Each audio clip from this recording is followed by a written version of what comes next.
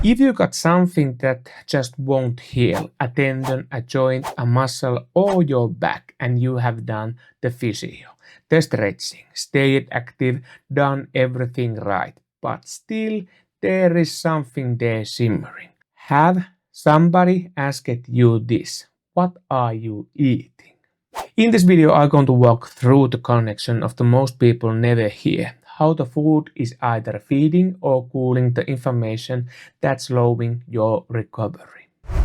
There is a person sitting in my clinic who just can't name what's wrong. I'm not ill, they say, but I'm not myself either. And I recognize that instantly because I hear it every week.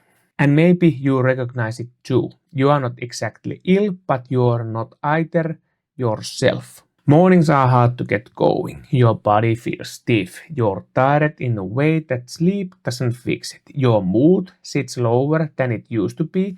Maybe the weight has crept up even though you don't think you're eating any more than before. And that nagging thing in the background.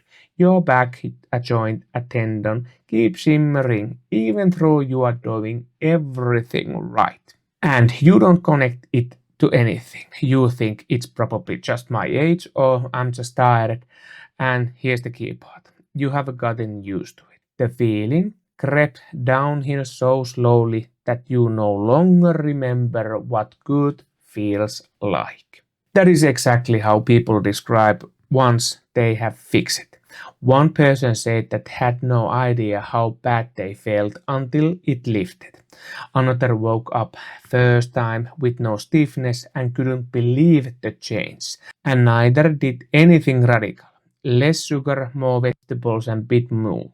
A few weeks later, energy was back up and the moon came up. The common thread in both: low-grade inflammation. Here's what I'm telling you this. Inflammation is just not a swelling in your ankle after a sprain.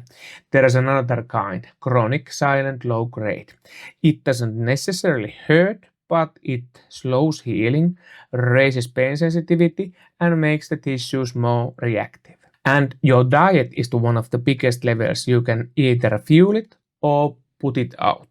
Think of it in this way. Acute inflammation is like a fire alarm. You sprain your ankle, the alarm sounds, the fire crew shows up, puts it out and leaves. Swelling, redness, pain, and that's the repair process. Gone in a week, and it's a good thing. Chronic inflammation is different. It's like a stove left on a low in the background. No flames, no alarm, but the smoke fills up the room so slowly that you stop noticing it. Your body gets used to it and the immune system idles on a low flame year after year. It doesn't show outside, but it shows on the blood markers like CRP that they are elevated. And this silent inflammation is linked to chronic pain, slow healing, and osteoarthritis. It doesn't show in the mirror, but it shows in your healing process. But what causes it? This is where it gets really interesting. Think of a food as a message. Every bite sends your body the answer to the same question: calm down or activate. What kind of stuff feeds the inflammation the most? Added sugar, especially sugary drinks, trans fat in processed baked goods, ultra processed food, and excess amount of the omega-6 fats. You don't need to remember this whole list. Just think it this way. The more the factory has touched the food before it reaches your mouth, the more likely it speaks the language of the inflammation. What cools the inflammations the best? Fatty fish, berries, dark leaves, greens, olive oil, nuts, and plenty of fiber. These aren't just superfoods, they are most studied anti-inflammatory foods found in real minimal processed food. And here's where the most people slip up. They try to change everything at once, and you don't need to. 3 changes is enough, and I'm going to show you now how. 1. Fatty fish. At least twice a week. Salmon, mackerels, or sardines. Why the fish specially? Your body uses the omega-3 in fish as the raw materials to build inflammation stand-down signals. the molecules that tell inflammation to calm down and go home. Without them, your body can start the fight, but it struggles to get it to the end. EPA and DHA in particular lowers the inflammatory markers. If you don't eat fish twice a week, there is one thing worth hearing. This video is sponsored by Naturecan and I use their omega-3 myself. One serving gives me the nutrition what I need. The research shows what actually matters. The products are also third-party lab tested, so the test labels tells you the truth. Link and your discount code are down in the description, but fish first, supplements second. 2. Add color to your plate literally. Every color in vegetables are different tools. Blueberry blue, spinach green, pepper orange. Each one act on a different point in inflammatory pathways. So one color isn't enough. The more colors on your plate, the bigger the repair kit your body has to work with. They are not decoration, they are medicine without any side effects. 3. Switch your main cooking fat to olive oil. If you are using sunflower or margarine, switch the extra virgin olive oil.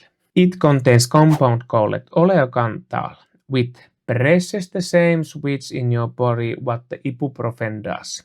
Same mechanism, but it's more gently. One dose doesn't do much, but repeatedly every single day, year after year, they always add up. And now do this. Think back on your yesterday. How many colors were on your plate? How many times did you search something sweet? Keep those two numbers in mind, and most of the people are quite surprised. All 3 of these things you can do on your next grocery run, but there is one more thing to understand why this matters on your road to recovery. When your body is running on chronic low-grade inflammation, everything heals slower. Tissues are more reactive, your pain system is more sensitive, and the recovery from the exercises takes longer. Nutrition doesn't replace the exercise or treatment, but they either work together or against each other. You can't exercise your way out of the inflammatory state if you are eating more of it every day. And to wrap up, chronic inflammation is silent. It doesn't always hurt, but it slows down healing. And you might not notice until it's gone. Diet either fuels it or cools it. And 3 changes are enough to start. Fatty fish twice a week, color on your plate, and olive oil as your main fat. And remember, you are not broken. This is a biological state and it's fixable. And this doesn't replace individual care or doctor's assessment. It complements with them. I've put together a free guide on this. The link is down in the description, so go and grab it next. And leave a comment. Which one of these 3 are you already doing and which will be the one you will going to start next? See you at the next one.